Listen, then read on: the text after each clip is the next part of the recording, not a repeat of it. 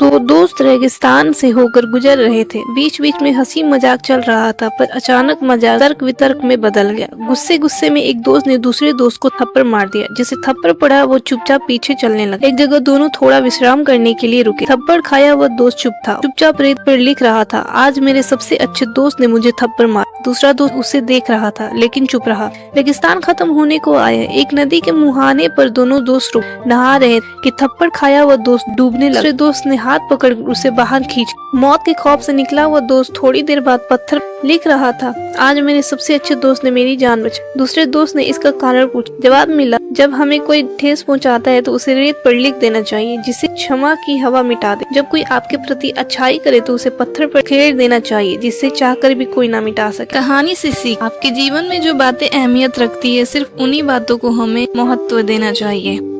क्यों कर रहे हो? एक दिन एक लड़का समुद्र तट पर ऐसे ही टहल रहा था और उसने किनारे पर हजारों तारा मछली फंसी देखी। उसने देखा कि एक बूढ़ा आदमी उन्हें एक एक करके उठा रहा है और वापस समुद्र में फेंक रहा है। युवा लड़के ने पूछा, आप ऐसा क्यों कर रहे हो? यहाँ तो बहुत सारी मछलियाँ हैं और आप उन सभी को नहीं बचा सकते। बूढ़े व्यक्ति ने एक तारा मछली को उठाया, उसे वापस समुद्र में फेंक दिया और कहा, मैं उन सभी को बचाने में सक्षम नहीं हो सकता, लेकिन मैं इसके एक के लिए बदलाव ला सकता हूँ। ये कहानी हमें सिखाती है कि दयालुता के छोटे कार्य के भी महत्वपूर्ण प्रभाव होते हैं।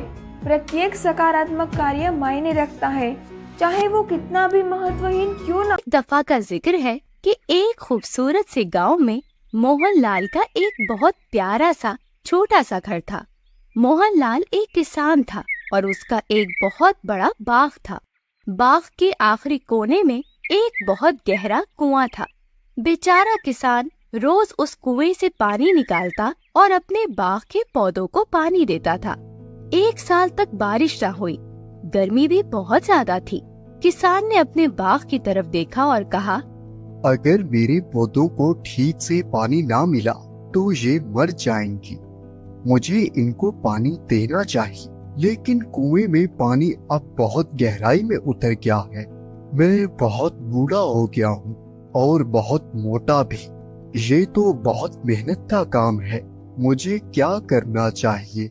ये सोचते हुए वो सड़क की चार दीवारी तक आ गया और आराम करने के लिए एक दरख्त के नीचे।